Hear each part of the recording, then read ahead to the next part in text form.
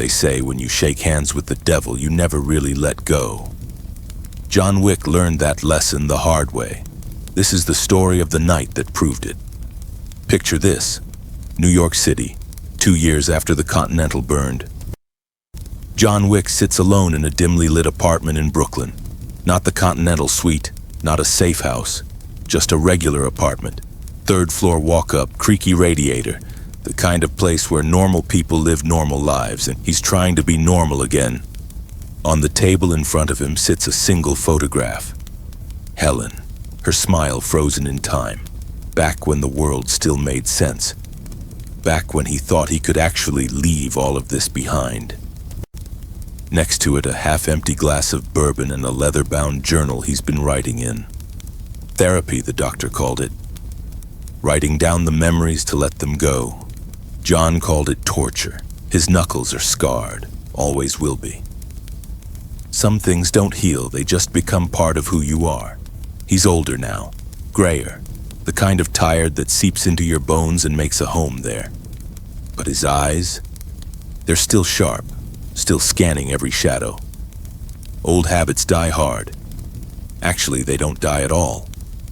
The clock on the wall ticks past midnight. He should sleep.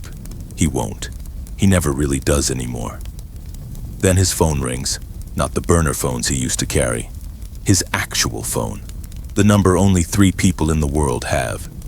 He stares at it for a long moment before answering. Winston. His voice is gravelly, like he hasn't spoken in days. Maybe he hasn't. Jonathan. Winston's voice crackles through the speaker, and something in it makes John's spine straighten. Fear. Winston doesn't do fear. We need to talk. In person, tonight.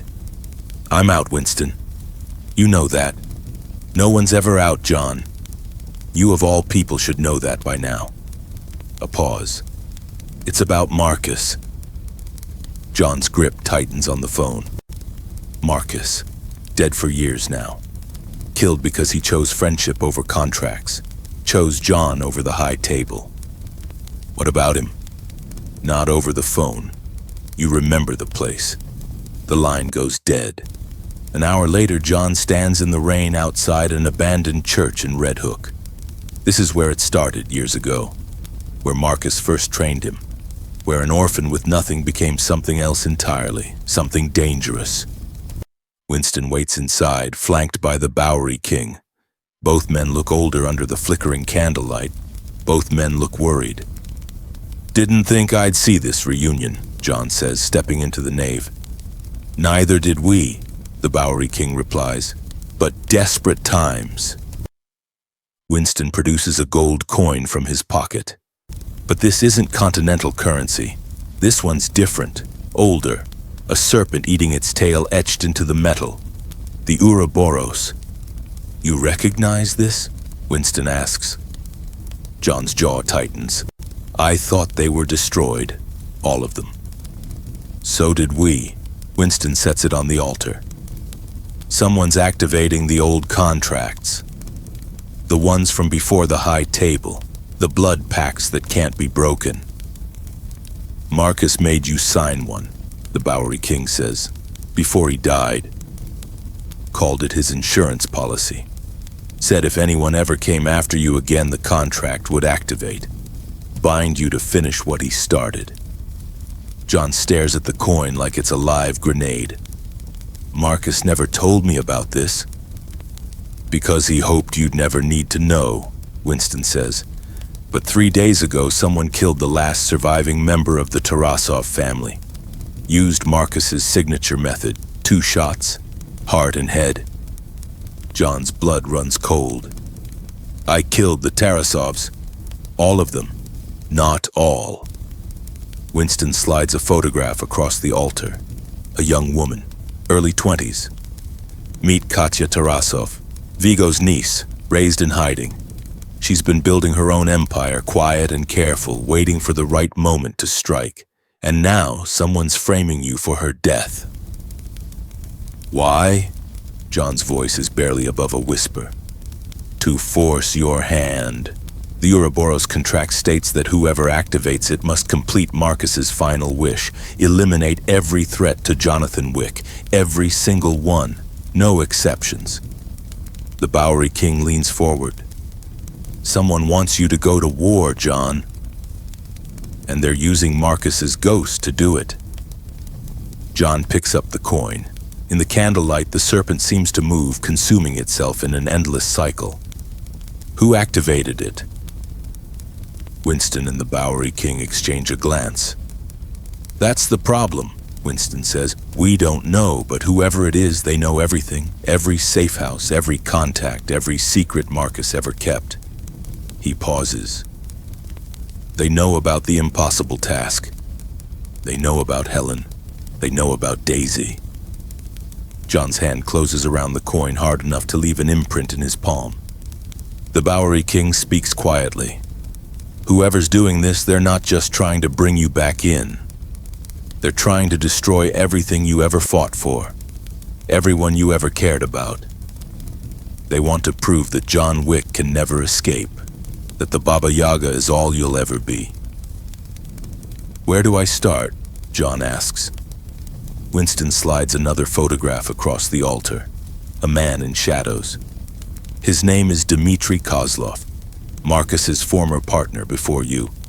He disappeared 20 years ago after betraying a contract. Marcus hunted him but never found him. Word is Dmitry's been hiding in the Moroccan underworld, building an empire on the bones of everyone Marcus ever trained. Everyone except you. He wants revenge, John says. No. Winston's voice is ice. He wants to become you. To prove he's the real Baba Yaga, and he's using Marcus's contract to force you into one final game.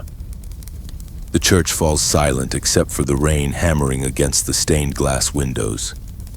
There's more, the Bowery King says. Dmitry's not working alone. He's got backing from someone inside the high table. Someone who wants you dead almost as much as he does. John looks up. Who? The Harbinger. The name hits like a bullet. The Harbinger. A legend even among legends. The high table's executioner. The one who makes people vanish so completely it's like they never existed at all. No one's ever seen the Harbinger's face and lived. Why would the Harbinger want me dead? John asks. I completed my task. Killed the Elder. The table's been restructured. Winston's expression darkens. Because you did something no one else has ever done, Jonathan. You didn't just survive the underworld. You transcended it. You became the ghost story that ghost stories tell. And the Harbinger? They can't have that. Can't have someone prove that escape is possible. 72 hours later, John Wick stands on a rooftop in Casablanca. The city sprawls below him, a maze of ancient streets and modern corruption. Dmitry's fortress sits in the heart of it, a converted warehouse guarded by an army. John's wearing his signature black suit, Heckler & Koch P-30L holstered under his arm. Glock 26 at his ankle. Kevlar lined everything. He looks like he's dressed for a funeral. In a way, he is. The Bowery King's voice crackles through his earpiece. You got 12 minutes before their shift change. After that, you're looking at triple the guards. Understood, John replies. John, Winston's voice cuts in.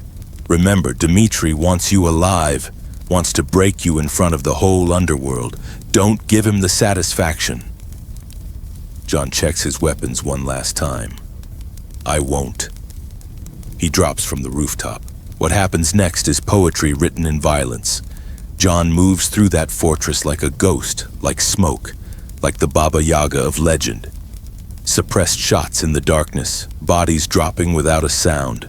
He's not angry, not vengeful, just efficient, inevitable, like a force of nature. They say John Wick once killed 3 men with a pencil. Tonight he kills 15 before anyone even realizes he's inside. He finds Dmitry in the central chamber, surrounded by stolen artifacts from Marcus's old contracts, trophies. Memories turned into monuments to ego. Dmitri is older than John, 60s maybe, but he moves like a viper, quick and deadly. He smiles when John enters. The Baba Yaga himself. Marcus always said you were his greatest work. Where's the Harbinger? John's voice is flat. Closer than you think. Dmitri circles him slowly. Marcus trained you to be a killer, John. But I'm going to show you what you really are. A slave. A dog on a leash made of blood and ghosts. You think you escaped? You'll never escape. Marcus gave me a choice, John says. Something you never understood. Dmitri lunges. The fight is brutal, vicious. Two men trained by the same master, using the same techniques, trying to kill each other with the same precision. They crash through furniture, through glass, through memories. But John is younger, stronger. And he's got something Dmitri doesn't. Something to fight for. He pins Dmitri against the wall, gun to his temple. Where is the Harbinger? Dmitri laughs, blood on his teeth. Look behind you. John spins. Standing in the doorway is a figure in white, face obscured by a porcelain mask, the Harbinger. Hello, Jonathan, says a voice he hasn't heard in years. A voice he thought was gone forever. The Harbinger removes the mask. It's Helen. John's gun drops. Surprised? She asks, stepping into the light. Older, harder, eyes cold as winter. You thought I died.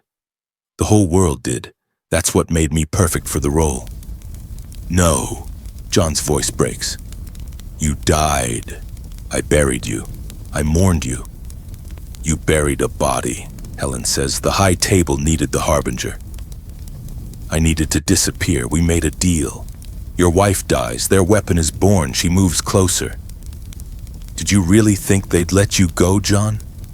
Let you have peace? You're too valuable, too dangerous.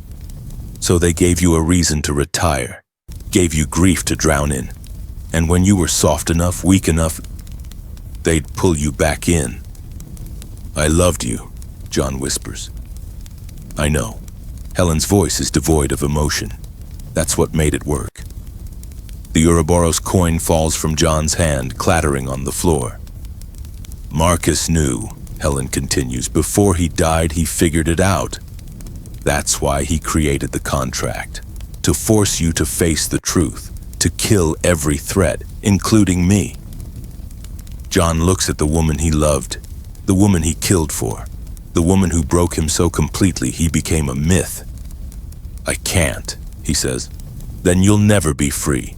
Helen raises her gun. And neither will I. They say the greatest battles aren't fought with bullets. They're fought with choices.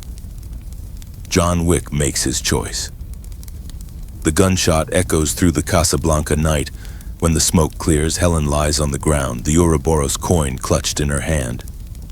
John stands over her, gun trembling.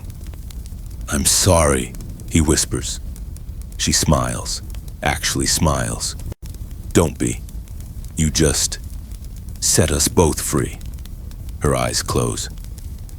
John burns the warehouse to the ground. Dmitri's body, the artifacts, the contracts, everything. He stands in the flames watching his past turn to ash. The Bowery King and Winston find him at dawn, standing by the ocean. It's done? Winston asks. John nods. What now? John looks out at the water, at the horizon where the sea meets the sky, where one world ends and another begins. Now I disappear, for real this time. They'll come looking, the Bowery King warns. Let them. John turns. His eyes are different now, empty, free. The Baba Yaga is dead. Let him stay that way. He walks away, into the crowd, into the world, into whatever comes next. They say every legend casts a shadow, and when the legend dies, the shadow remains, haunting, waiting, watching.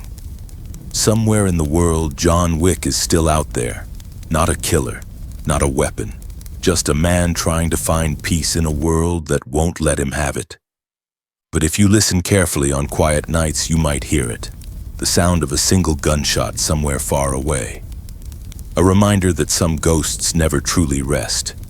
They just wait, for the right moment or for the right reason and for one last dance.